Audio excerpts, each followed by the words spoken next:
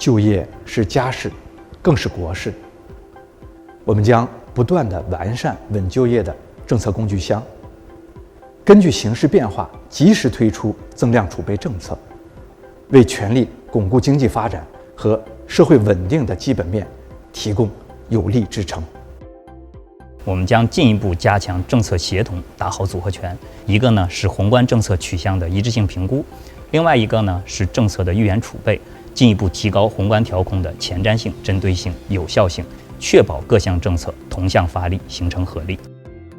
人民还积极实施适度宽松的货币政策，有助于扩大金融机构向实体经济投放资金的规模，降低企业的融资成本，提高其生产经营的稳定性。